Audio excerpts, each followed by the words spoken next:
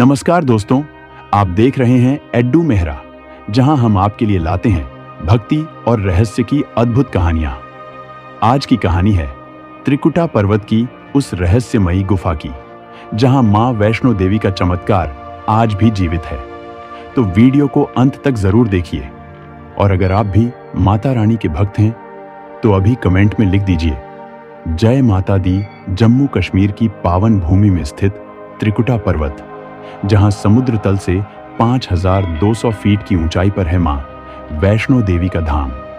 कहा जाता है कि यह गुफा किसी राजा या शिल्पकार ने नहीं बनाई, बल्कि यह प्राकृतिक रूप से प्रकट हुई थी।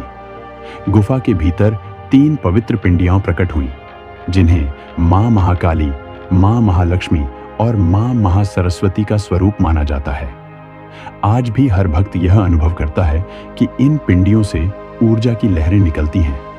वैज्ञानिकों ने अध्ययन किया, लेकिन इसकी शक्ति का कारण कोई नहीं समझ पाया। सवाल आपसे, क्या यह चमत्कार है या विज्ञान की सीमा से परे कोई शक्ति? कमेंट में बताइए। मान्यता है कि त्रेता युग में जब धरती पर राक्षसों का अत्याचार बढ़ गया, तो भगवान विष्णु, महालक्ष्मी और महाकाली की ऊर्जा मिलकर एक कन्या रूप में प्रकट हुई। यही कन्या थी वैष्णवी। बचपन से ही वह तपस्या, योग और सेवा में लीन रहती, लेकिन समय बीतने के साथ उनका मिशन था राक्षसों का नाश और धर्म की स्थापना। महर्षि गोरखनाथ के शिष्य भैरवनाथ ने जब वैष्णवी का तप देखा तो उस पर मोहित हो गया और उसका पीछा करने लगा।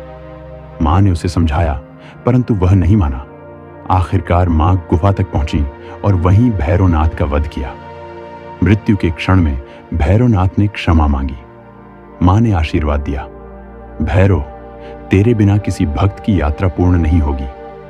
तभी से यह परंपरा है कि हर यात्री माता की गुफा के दर्शन के बाद भैरव बाबा के दर्शन करता है। कहा जाता है, जब यात्रा के दौरान हनुमान जी को प्यास लगी तो मां ने अपने बाण से धरती पर प्रहार किया और वहीं से जलधारा फूट पड़ी। यह जलधारा आज भी बाण गंगा कहलाती है। यहीं से आगे बढ़ते हुए मां के चरणों के निशान भी मिले, जिन्हें आज चरण पादुका के नाम से जाना जाता है। भक्त मानते हैं कि इन चरणों की एक झलक ही मन को शांति और आत्मा को शक्ति देती है। मां वैष्णो देवी से जुड़ा सबसे बड़ा रहस्य है बुलावा। कहा जाता है, जब तक मां नहीं चाहती कोई भक्त यहां पहुंच ही नहीं सकता। कई लोग बताते हैं, अचानक सपने में माता का आशीर्वाद मिला और दूसरे ही दिन यात्रा का अवसर बन गया। भक्त मानते हैं यह संयोग नहीं, बल्कि मां की इच्छा होती है। आज हर साल लाखों करोड़ों लोग माता के दरबार में पहुंचते हैं। कठिन चढ़ाई, लंबा रास्ता, ठंडी हवाएं, सब कुछ आसान हो जाता है जब भक्त जय माता दी का उद्घोष करते हैं। कहा जाता है, हर यात्री यहां से लौटते समय कोई न कोई चमत्कारिक अनुभव लेकर जाता है। चाहे बीमारी दूर हो, मन की शांति मिले या जीवन में सफलता, मां वैष्णो देवी हर भक्त की पुकार सुनती है।